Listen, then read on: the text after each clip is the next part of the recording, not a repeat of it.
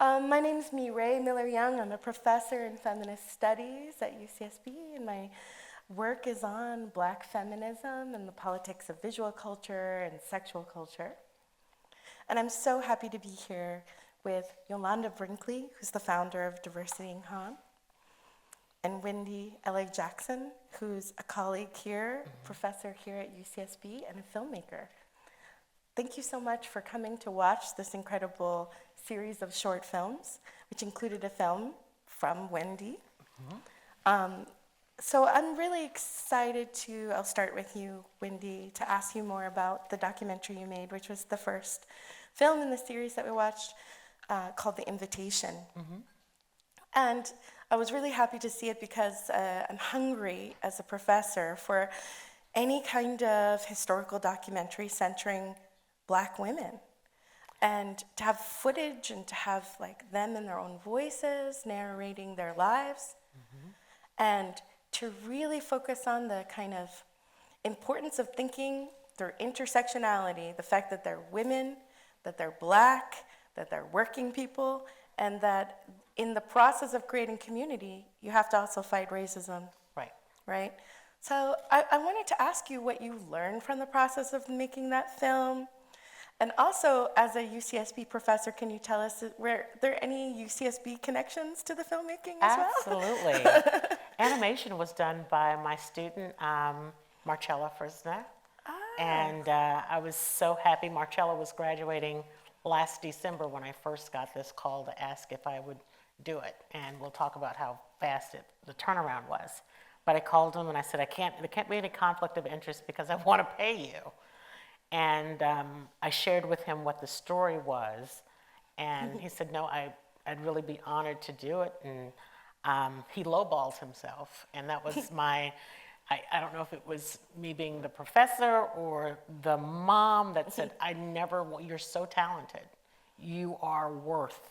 This is the animator who did all those really cool drawings. That did all of that. And so when I said, no, Marcella, let me introduce you to what the comma looks like.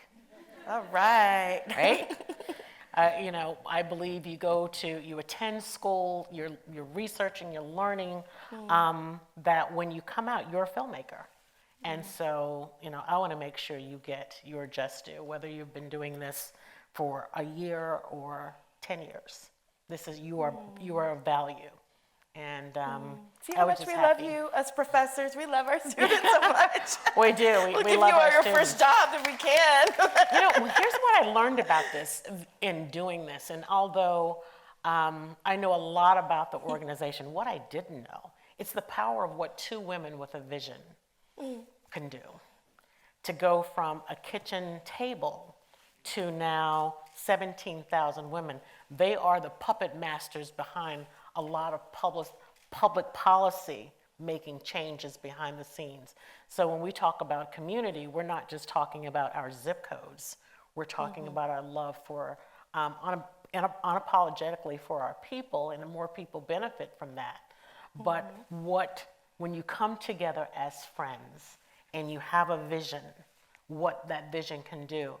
And so I wanted to make sure that people could see who are their honorary links only because they didn't go through the same process, but they were asked to join. And it goes all the way up from, my dear friend Stacey Abrams.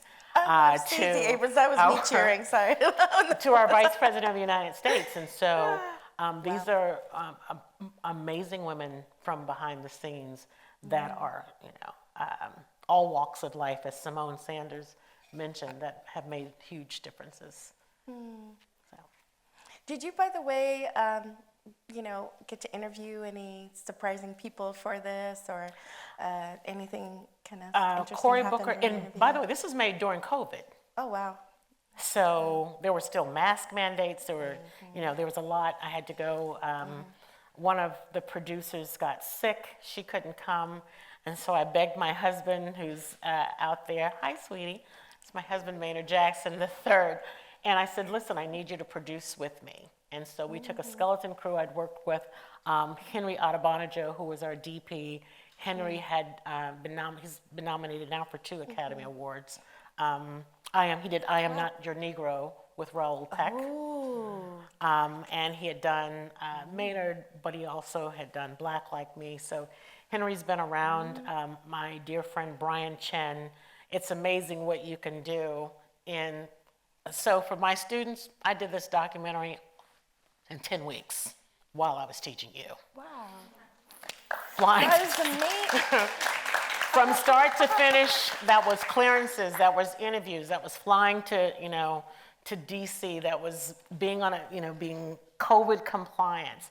It was just just a lot. And sometimes you're a writer director and you're for hire. I was for hire to get this done, and you had to be vetted. So I'm vetted by the U.S. Senate. I'm vetted by, there was one piece that you all didn't get a chance to see. It didn't make the film with President Obama, so vetted for that.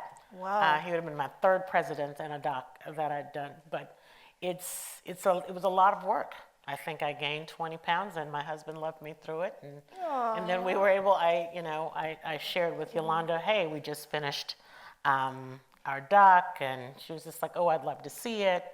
And it was Diversity in Cannes was the first film festival that started, and now we've got about, I think it's a total of 18 laurels. So. Fantastic. Not bad. Congratulations. Thanks. Well, this is a perfect segue to Yolanda. We're so excited to learn about Diversity in Cons, that the fact that it exists. And it's interesting because Cannes didn't create it. You created it. And, I think this is a moment where the entertainment industry is getting much more pressure to respond to diversity. But you started this before that was popular. So could you talk a bit about, how did this come to be? How did you come to create this program? And what was the response when you started it? Thank you so much. You're so welcome. Mireille, for the question. And I just want to add, not only did they not start it, they don't recognize it still to this day. So it's like, this is the Cannes Film Festival, and I'm set up right next to it, like right there, like on the porch, if you will. This is the festival, and I'm right on the porch. Right? And so even to this day, they don't recognize diversity in Cannes. I've had talks with them in the past 2 years, but it's very contentious, the conversation. But nevertheless, okay, yes. we're going to hold that there. Okay, keep going. Yes, but nevertheless, in 2009 was my first trip to the Cannes Film Festival. Despite knowing the language, knowing the city, as I studied abroad there as an undergrad, I still felt like an outsider. Had a video camera, walked up on all the people who looked like me, asked questions, what are you doing here? How do you get tickets to this? How do you get tickets to the screenings and the parties? No one knew anything. And so as a PR professional, I'm accustomed to figuring out how things work and how things operate, and the fact that I didn't know, that kind of bothered me. When I left, or as I'm leaving the festival, I'm like, maybe this is not the place for me. But then I decided that nobody decides what's the place for me. I decide for myself. And in 2010, Diversity in Cannes was born. You see, you got the amen. That's right. Yes. You decide. I did. And how did you do it? How did you start? So when I left, and then in 2010, it's funny because I wasn't sure what it would be. I have to give a shout out to a guy named Rashid Bahati, because in that first year he was doing something at Freak 360, and he was awarding an African delegation an award, and Danny Glover was there, but we kept moving around and we didn't have a set location. So when I was thinking about before there was a name, when I was thinking about a movement and initiative, I thought about having it be Blacks in Cannes, Diversity in Cannes. I went through several iterations of it. The year in 2010, I was waiting to figure, one, I didn't have a budget, so let's just start there. I didn't have any money. I was paying for it out of my own pocket, so I didn't have money to bring people to Cannes to participate. And so I tried to reach out to some Black filmmakers. Are you going to Cannes? Do you have any plans? And no one had any set plans. And it was, if my film gets into Cannes, then I'll go. And so the whole few months leading up to it, I couldn't get a concrete answer for anyone. So when they made the announcements for the official selections for all of the programs, which happens in May, So approximately 1 month before the festival starts, they make their announcements. And this was really before social media was active, but it wasn't as, prominent. What I did was when they made the announcements, I looked through, I combed through, and I found 2 filmmakers, Michael Rowe, he's an Australian filmmaker living in Mexico, and Felipe Bragantia, a Brazilian filmmaker, and they both said yes. Michael Rowe went on to win the Golden Camera Award, but they both said yes. So then I was like, oh, well, we're going to do diversity in Cannes, and it's going to be a cross-cultural symposium. So that's really fantastic. How it started. And I had a Native American moderator named Tracy Rector out of Seattle, and that's how it started. And we were in the Majestic Hotel with about 7 to 15 people in attendance during the first event. Oh my God, well, you got to start somewhere. Yeah, it was a beautiful venue, but there were about 15 people. But you had so many challenges. Cannes was not participating. They weren't interested to hear Well, from you or facilitate. I didn't even ask them at the onset. I didn't, because it wasn't really about them. Yeah. It was about figuring out or providing an intimate platform for these people who look like me or who wanted to expand their international network to be seen and heard on the ground in Cannes. Wow. So it wasn't necessarily about them. And today, till this day, it's still really not about them. Now it's about filmmakers from underrepresented groups telling stories specific to marginalized populations to expand their international network, learn the film business, and understand that there's a potential market for their films outside of their native land, outside or beyond the borders of their, their geographic borders, their self-imposed borders, any borders that they think exist. There's opportunities outside of that. So, isn't that what festivals are kind of for? I mean, for those of us outside of the film industry, we've heard of these festivals and like Sundance and things, but it seems like festivals are crucial for filmmakers to get platformed in some way. Especially those with film markets. What does that mean a for film us? market is where you do the business of film, where you're attempting to sell your films. There's sales agents, there's distributors on site. Okay. So Cannes has a film market attached to it. At Sundance, there's no official film market, but films are being sold on the ground there. So it's crucial. Then you learn the business. The more you come, the more you learn the business, the more you learn who the players are geographically and across the various regions of the world. So it sounds like Cannes has been really slow to incorporate diversity even now in 2022. In 2022, in 2020, I want to say, it was 2021, they reached out to me for the very first time. Wow. And they only reached out to me because, and I'm going to call it out, sorry, I'm going to call it out. All right. I like to be transparent in my efforts to help you understand not even just the trajectory. Okay. In 2021, they reached out because a guy from the Berlin Film Festival, the European film market, he had a conversation with them, and they were talking to him about diversity and inclusion. He was like, well, you can't talk about diversity and inclusion at Cannes without talking to Yolonda Brinkley. And so that's the only reason we had the conversation. I was very specific in my request. I said, don't just give them my information, send an email, copy all of us on it so I know they at least received it. Okay. And so I spoke with them, and even in 2021, they don't want to call it diversity and inclusion, they want to call it impact. And they have impact programming, and they want to talk about countries with little access. So the Eastern European blocs. That's included in the impact. And so, but if you drop a person from Slovenia in France, they're going to look like the people in France. Right? You only know once they start speaking, or if you ask the questions, that's still the same thing. Like, I understand access, but if we're talking about impact, let's really talk about impact. And you're not going to talk to me about impact. You're going to talk to me about diversity and inclusion. That's right. if we're going to have a conversation. That's right. So that's kind of where we stand. And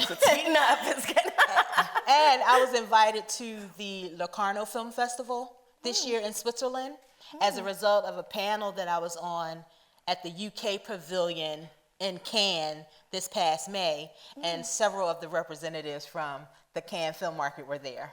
So it was And how did they treat it was you? awesome. Did they had to recognize how important you were? They definitely recognized, me, and I introduced myself, and we had a little conversation. But now at this point, after making the video and doing the campaign about the Black women, because first of all, diversity in Cannes is not just about race. It's about all the underrepresented, marginalized people. So we're talking race, religion, sexual orientation. Queer filmmakers. Yes, LGBTQ+, diversity of thought, age, and class. So we're talking about all those things. But in 75 years, they've had one Black woman in official competition. And it just stuck out to me this year. And then that's how Wendy and I kind of came up with the idea to do a celebration of Black women in film this year at the festival.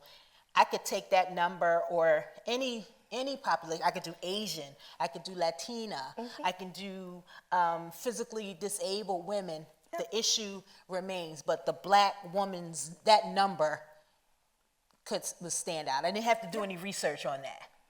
It's clear. Of any other film festival that has such poor numbers for diversity and inclusion. They all have poor numbers as far as I'm concerned. Some do better than others. Yeah, for example, Berlin or even Sundance is a bit better. Sundance does great. Toronto does better. But one in 75 years, I mean, we have Ama Asante. Even the Oscars. We have Uzan Palsy. We have, Emerging, Lena Waithe. We have Gina Prince Bythewood, and so there are women who are filmmakers who are Black. And I just decided to take a stand this year and make it happen. But in making that video, I decided that my goal, while you want to dismantle the patriarchy, my goal is now not to fight the establishment. Like, I'm tired of trying to fight the establishment. The goal is to empower these filmmakers to make opportunities for themselves, even when it feels hopeless. The goal is to just power forward, and I can't keep bouncing up against a brick wall. And Cannes is a brick wall for me. It's their loss, but it infuriates me because we're still here in this place where Black people and people of color are the primary creators of culture in the world. And there's no stopping the way in which our culture gets exploited for profit, appropriated for profit, and used. But yet we can't be in front of our own creations. I wonder if you could share a bit too, Wendy, like, what's your frustration about? I see your face. But can you share, I'm like, let's this is share being a little bit of your frustration. I know, this is on UCTV I'm very aware later. of a hot mic and a hot camera. Okay. As much as you can. So change has to happen from the top. Okay. All right? And I understand that sometimes revelation should come from the top bottom because they get mad when revolution comes from the bottom up. Until, I'll give you an example, Oscar So White, which shut down the Golden Globes. Right, there you go. Right? That was around, 4 years ago? 4 years. 4 years. And now a network this year wouldn't even carry them. Our sisters and brothers over there haven't gotten that memo. So, but with a collective group together, those voices can be known, but there has to be a movement, and enough people need to sign on to make a real impact worldwide, because Cannes is a global festival. It's a destination point for filmmakers. So until those people that sit on those boards are made to probably feel very uncomfortable, you won't see change. And that's just the truth. Yeah, with the Golden Globes, there was a lot of pressure on the Hollywood Foreign Press. Absolutely. For a lot of corrupt behavior, but also wheeling and dealing on the behalf of certain films, certain stars that were necessarily leaving people out, but also was corrupt. It And I'm sounds not like it's saying a that- similar situation. I'm in not saying film. that doesn't happen to some of our bigger film festivals, right? It's part of the business. It's a part of the business, but the difference here is there are some brands, if you will, that understand the power of the dollar. And missing that and voicing collectively opposition to being mishandled, mistreated, and misrepresented, you're starting to see very slow, I call it a drip change. But the great thing about anything that drips into a bucket, as long as it doesn't have a hole in it, is that it will fill up. And at some point, at that spillover moment, that's when you see. It's not until sometimes threatened with annihilation, it's at the precipice of change that human nature is forced to evolve. And that's the same thing that has to happen with underrepresented filmmakers. That's right. And who was it said that power concedes nothing without a demand, right? It's interesting because I had my own experience. I had this really great idea for a film. I will tell you because I still have this idea. I'm gonna retire from being a professor with my film idea one day, yeah. And but I pitched it to a producer friend of mine. This is, almost around the time that you were starting this film, and he was like, "I love you, Mireille, but haha, because we don't spend money on Black films like that because they're not going to sell abroad." He made this whole argument about the only Black actor that will make money in Asia or Europe is Will Smith, which is kind of funny where Will Smith is right now, but aside from that, but I think that, that was it. And then I remember I saw him when Black Panther came out, and I was like, wait, what was that about Black films and actors can't sell again? Didn't that film just kind of break the roof and the ceiling? What Ryan Coogler was able to do with the backing of it, let me say this, for films done by Black people, there is a concerted effort amongst some educational distributors to create community awareness and activism. So through churches and different communities and other organizations, they help to get that word out. And whoever that marketing arm, if you will, behind Black Panther, for another film that I did, the guy that did the key art, Art Sims, who also did the key art for Do the Right Thing and so on and so forth, but he had done Black Panther, and he was just like, it's amazing how many posters Marvel had me do because they wanted to be able to make sure they had that representation. Well, it was a beautiful film, and if you haven't seen The Woman King by Regina Prince Blythewood, yes, it's an amazing film it's as well. Amazing reviews. But there is an arm. There's got to be that marketing arm and that marketing push, and every film has that upward battle. But Ryan Coogler really turned Hollywood on its head. And to that point, and let me say this because I'm originally from Atlanta, they said the same thing to Tyler Perry. Oh, your films won't make any money. We're at $900 million later, $900 million that he owns his IP. Wow. He owns the largest production facility in the state of Georgia. And Georgia's the #1 place to do motion picture and television in the world. So don't say that what we can't do. It's just the vision, and to your point, Yolanda, is that you don't worry about, as Tyler Perry so eloquently said it, while you're out there trying to get a seat at the table in Hollywood, I'm gonna be in Atlanta making my own. Wow. Right? And he did it on his And he own did. terms. And he So did this it on his sounds own of terms. like what you're So it's doing, the same thing what she's doing. Yolanda, because Yeah, except creating your own. Except I had you don't have zero, the $900 I had million. $0. Yes. And I'm still clawing my way through. And my business manager over there, Kelly Dow, told me one time, she said, well, if it don't make dollars, it don't make sense. But I could not, she said that to me, but I could not let it go. I could not let it go. And 14 years later, we're still at it, just with a different approach, different set of goals. At one point, I wanted the can door to open, because even as I'm pitching the idea and seeking supporters, folks are like, well, who's been on the panel? Have you had any stars, any celebrities? And so you try to get things and people to validate your position. But as long as the filmmakers are still supporting diversity in Cannes, it doesn't matter who else supports. I am lucky and grateful to have the support of Academy Award winner Viola Davis's production company, Juvie Productions, as a sponsor. I don't know Ms. Davis, but the sponsorship comes from her husband, Julius Tennant, and the VP of Development, Kaylin Hunt. So I am excited and grateful for their support. But for the most part, the Diversity in Cannes movement was built by my funds initially, and then the funds of the filmmakers who submit their projects, and then personal friends who support me. And when I cry for money, they give it to me. Can you teach me how to cry like that?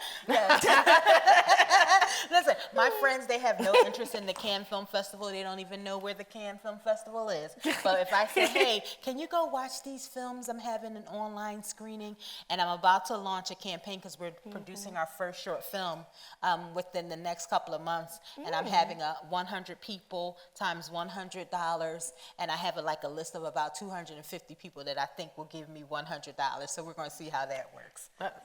Listen, We're going to see how that works. fundraising is not for the faint at heart. No. In the words of my father-in-law, I'd rather sell pencils Yes. than to raise funding. But let me say this to you, and this is, I really do mean this from the heart. There's a quote by a man by the name of Dr. Benjamin E. Mays, who was the president of Morehouse College, and when at the time that Martin Luther King Jr. was there, and he says, "It must be born in the mind that tragedy does not lie in not reaching your goal.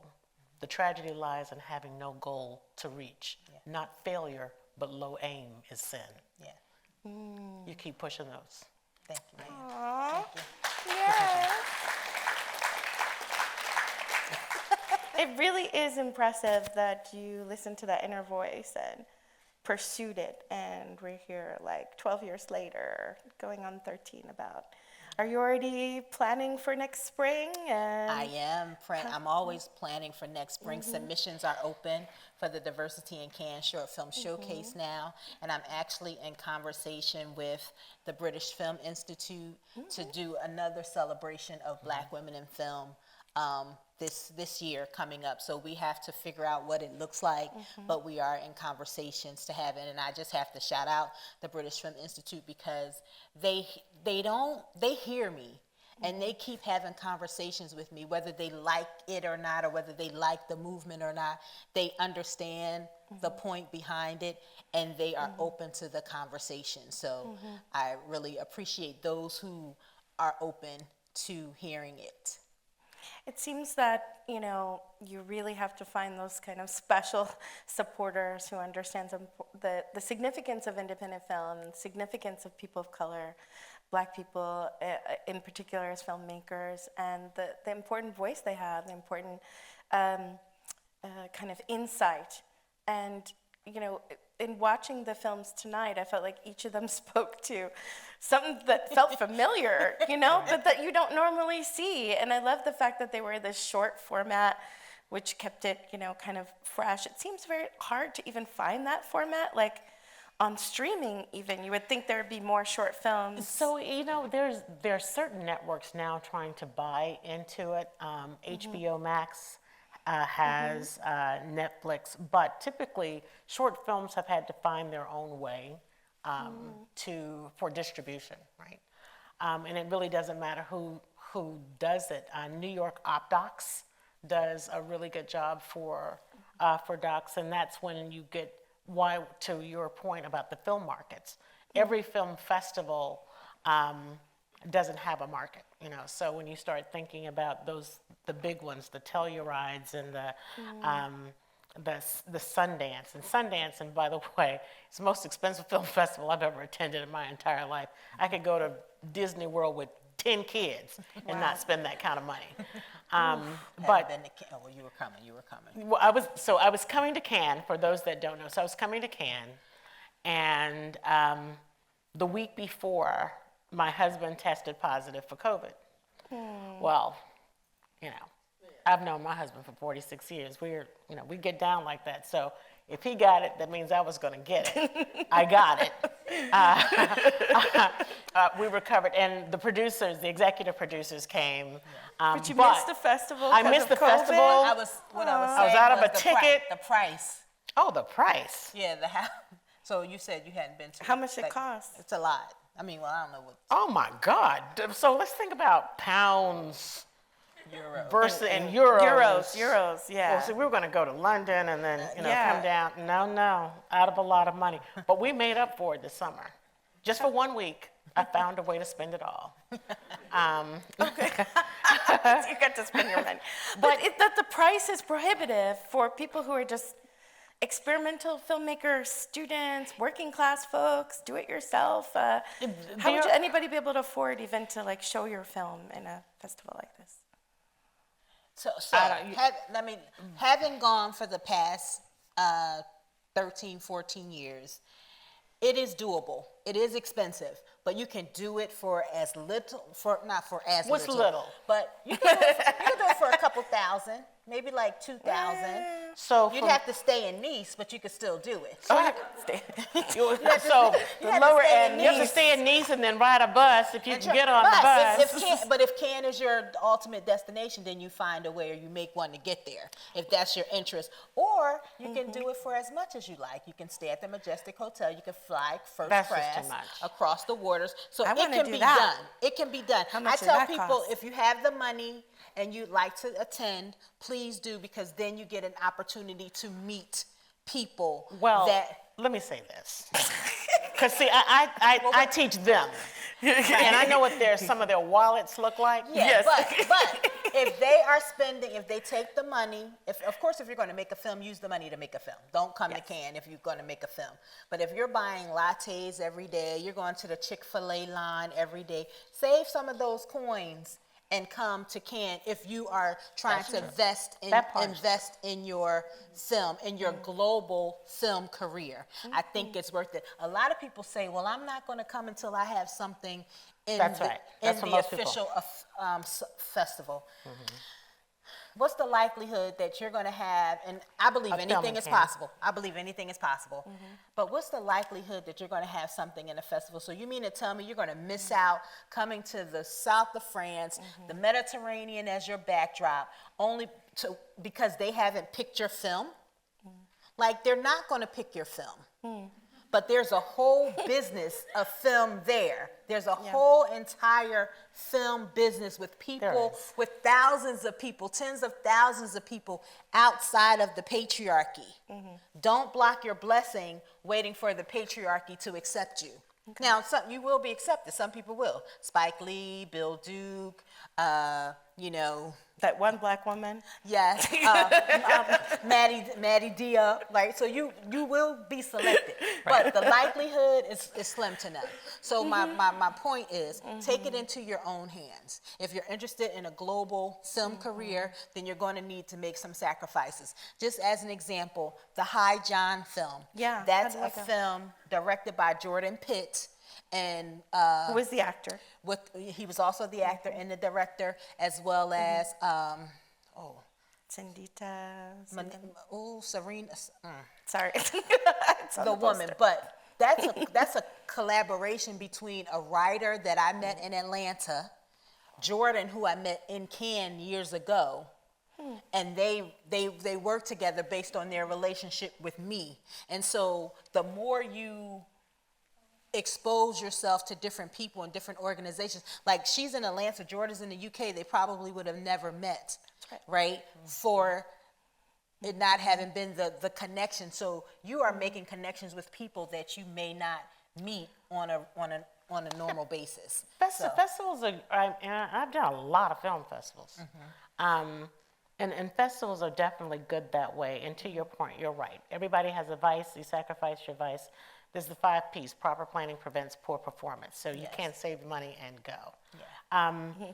But let me say this. For my filmmakers, if you know that you want to look at some of the festivals that you'd like to enter, look at what the entry fee is, as well as put that as a part of your budget, right? My mentor, Sam Pollard, does not go any place on his own dime. So he will either the festival has to bring him in, or there's marketing and promotional budget for that.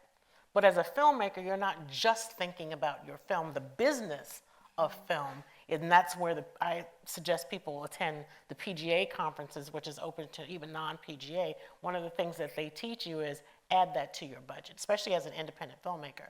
Add that to your budget. Is PGA Producers Guild? Producers Guild Association. And there's a lot of information given out, whether you're PGA, DGA, SAG, all of those different things. But I can tell you, as a person that's worn a lot of hats, as a producer, the best way to do it is to put it as a part of your budget. The other film that I did that was for Netflix, Maynard, we had that built in. And what I did was I established relationships with brands, right? So I asked Delta, I need 10 round-trip tickets anywhere in the world for my director, myself, and 2 producers. But I negotiated all of these up front. At the same time, hey, while you're doing this, I also need, and this is under diversity and inclusion, I also need my film played on Delta Airlines. Delta Airlines is the largest domestic airline in the United States. So for 1 year, my first film, and Netflix had to wait. It was on the TV thing? It was on the TV thing on cool. Delta Airlines for an entire year, right? So there are different ways, and so now I'm trying to establish something with Delta. I have a deal with Participant Media by saying, let's talk about putting shorts onto Delta Airlines. Yeah. Curated for people of color, because it's not one group of people or diverse people flying your airline, right? I would love that, because sometimes you don't want to watch a whole movie. Well, it's the one time you're ADD, Also, it just has to relax and say, here's we are. I experiment more. I watch more films that I wouldn't normally at home when I'm on the plane. That's perfect for shorts. I like that idea. It's a perfect place to watch short films. You have a dedicated, for my family, we're flying back and forth to the East Coast, I spend time napping, sometimes looking out the window, and then I'm like, okay, what haven't I seen? And those people tend to surprisingly enough, airlines are no longer curating blockbuster films. They're looking for the independent films. And so what I'm trying to create is a partnership between a studio, an impact studio, Participant Media, but a studio and an airline to impact say, anymore. we're not going to use impact. I'm throwing that away. Just a little. Just had to. Thank you. But to curate short films, right? So it doesn't have to be, and they're great films. I've seen films shot on an iPhone, right? That have been beautifully made, wonderfully done. But as a filmmaker, you have to get creative. But for one of the classes that I teach here, 106, I'm always telling them, okay, I need to talk to the producers, because here's where you need to add to your budget. You want to do film festivals? Here's what you need to add to that. Okay. You have to think your way through and be very creative about how you get your film marketed and out there.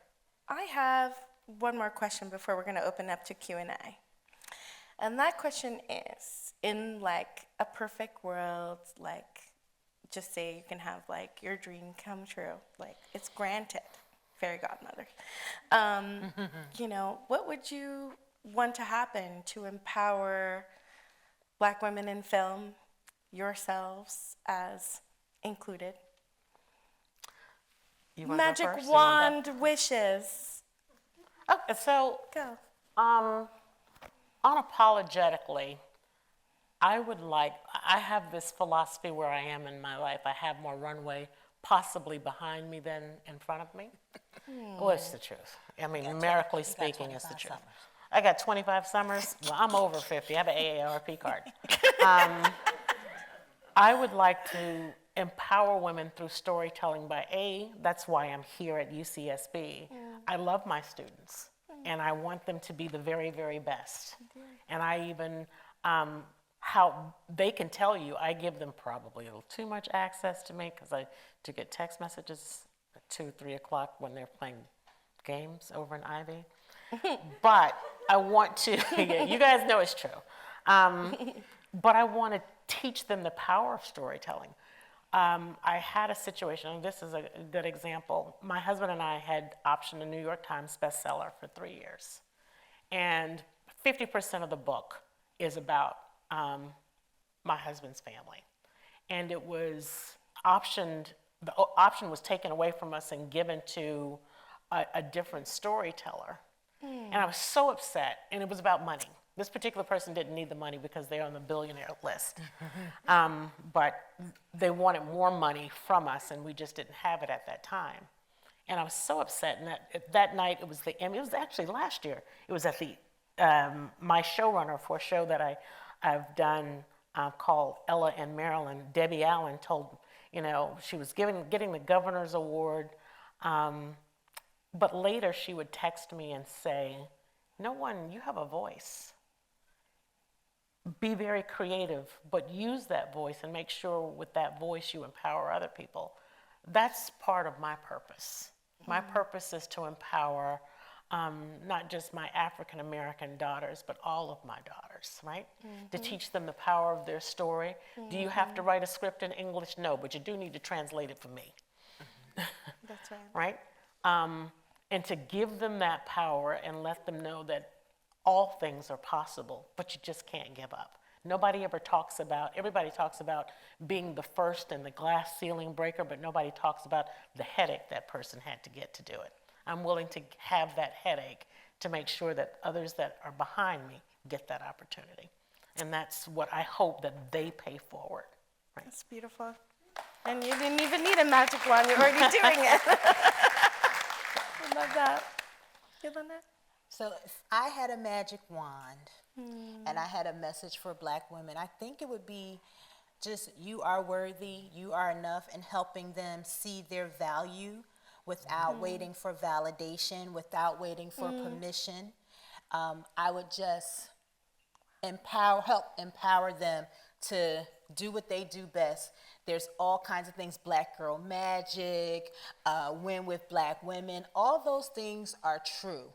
They are true indeed, and I just want us to understand our worth even when people don't see it. We are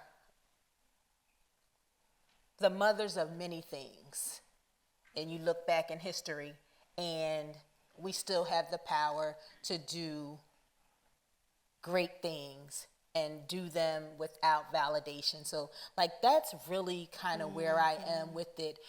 Just as I struggle to build an initiative on the ground, sometimes I feel unworthy. Sometimes I feel as if nobody sees me. I sometimes feel invisible in these efforts. Yeah. But I just keep going because I think it's going to get greater later. So I hope that other women, and not just Black women. I am a Black woman, and I'm representing Black women right now, but any marginalized, underrepresented group, whatever group you belong to, you are worthy, you are worth it, you are enough, and take your power back. My producer once told me validation is for parking. Exactly. So don't wait to be validated. Don't wait to be validated. Gosh, I am hearing that. It's ringing true to me as well. So we're going to take questions. My question is, so you said that there's only been one Black woman director who's been honored at the Cannes Festival, to my understanding? In competition. In competition, okay. So what number are we comparing that to? Because I understand that the festival has been going on for a very long time. It's been one Black woman in competition in 75 years, in the 75-year history of the festival. And so just to understand the Cannes Film Festival, they have several components, the uncertain regard, the competition, special screenings, and then the films that are in competition, they're up for the prizes and what have you. But in competition, where they're selected to compete for the prizes and for the awards, there's only been one Black woman. Like I said, it's Maddie Diop in 2019. And they have many categories within that competition? No, Or there's, is it just one? so in the competition for competition best is just all director? the films. Okay. You know, and there's several awards. You know, Yes. actor, best Actor, director, director. a whole bunch of things, Golden Best film. Camera Award, etc. But then see. there's other sections Okay. for official selections. Right, okay. So, but within the competition, within all those different kinds of categories, as far as you know, it's been, No, it's not as Wow. far as I know, as far as the world you know. knows. The world There's been- know. There's been one. This is the world, this is the expert Yes. right here, so. Yes. That's a pretty abysmal Yeah. statistic. Hi. Hey, Lola. Hello. Thank you for being here. This is really exciting. I would like to know how you as black women have learned to claim your space when people are pushing against you, because people are constantly pushing against you. So. Great. I've never been aggressive. I'm actually an introvert with extrovert tendencies. No, seriously, I'm not. I'm very much so that person. But I think what I realized is that as long as I was willing to live in the shadows, then no one would ever see me, right? Right now, I can tell you I have I have a documentary on Amazon. I've got one most watched in CBS history, Welcome to Pine Lake, streaming on Paramount Plus. And what I realized, I've been a voice to help others for so long that it took my family, primarily my husband, it's time for you to step into your own light and not be afraid of unapologetically. It's like you give, but you need to be honored for the things that you do. And in doing so, I sit at a round table with other women for me to influence and for those to influence me as well. But it's what I really didn't know that I needed until probably I was 47. So that would have been in 2017. I didn't know that I needed a mentor. I didn't. I didn't know the power of what a mentor could do for me. And so my first big mentor is Academy Award nominee Sam Pollard, right? Sam Pollard is the most decorated African-American documentarian in the entire world, right? So he's got 74 documentaries, and he's at the end, most of the time he did this in the last 30 years, he was a tenured professor at NYU, right? But he's taught me things. He taught me how to think as a producer. He taught me how to think as a director. He's the one that told me, go back to school, get your MFA in screenwriting. You're a great storyteller. Right? I didn't know I needed that. And then the two black women in my life now mentoring me are Debbie Allen and Robin Roberts. They see me. So it's sometimes I understand that fame is a two-edged sword, and I don't let that move me. But it's taken me a long time because I've been shy. You know, so it's taken me a long time. And I think the shyness is really, if I'm honest, was fear. Fear of public failure. If you fail big. Fail big. And so I'm just not afraid anymore. And that's my biggest legacy will be you all, and my children. So. I love that.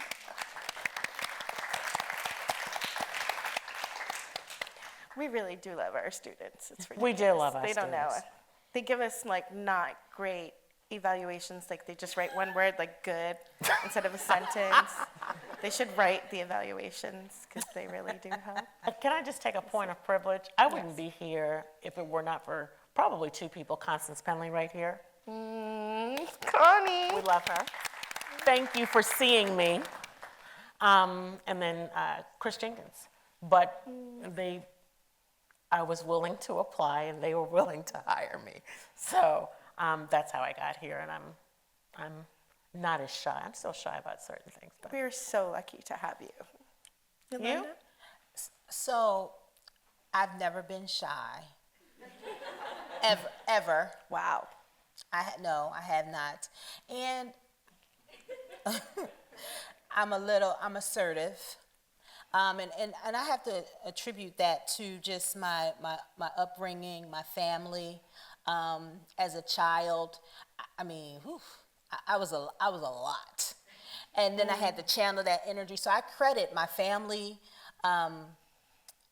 my performing arts background, a place called Freedom Theater in Philadelphia, Clark Atlanta University, the historically black college and university, where I received my undergraduate degree, whose motto is to find a way or make one. And I have been doing that before I even knew what it meant, or I've been doing that my whole entire life. I've never been afraid to ask for anything I wanted. It's funny because my siblings say, well, you went to Freedom Theater and you did, well, because I asked. Did you ever ask? Like, ask and you shall receive, right? Knock and the door will be open.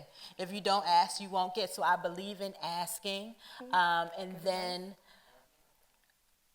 when I went to Ford Motor Company, we always talk about corporate America, but Ford, it helped shape me into this woman that I am today in terms of exposure, the qualities of life, luxury, wanting to go to the Cannes Film Festival. It kind of instilled that in me. And then I have a cousin who's a mentor. Got to shout her out since I'm doing it, Antoinette Barksdale. She showed me how to move and shake, how to go somewhere and not have a ticket, say DNC 2008.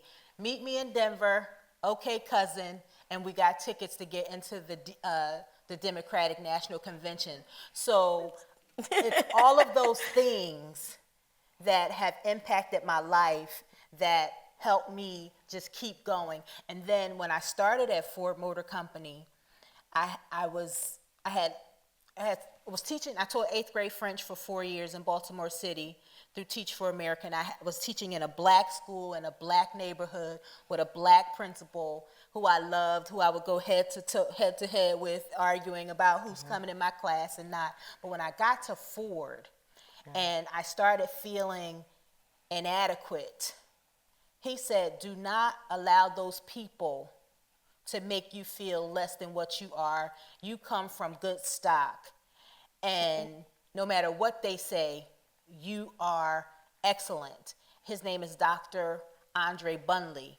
And those things like help me to just keep going no matter how I feel. Whenever I'm feeling down, like I said, I feel insecure sometimes. I feel inadequate. I feel unworthy. I feel all the things that everyone else feels, but it's the combination of all of those things that I mentioned. And my mother, of course, Ethel Brinkley, I can't forget her. I said family, but I got to give it to my mom. So for me, it's the people who have poured into my life that help me keep going when I want to stop. It's the people who will never, ever go to Cannes, but will give me $100 if I say, hey, I need $100, who will buy a T-shirt from me when I say, hey, I'm raising money to go to Cannes. Those are the people. That's what shapes me. That help.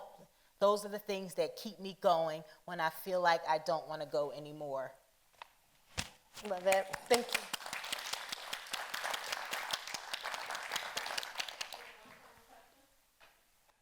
You both are so inspiring. I'm just filled up right now and so excited to have had this wonderful night to share with you all. I want to thank you. Will you please help me thank them?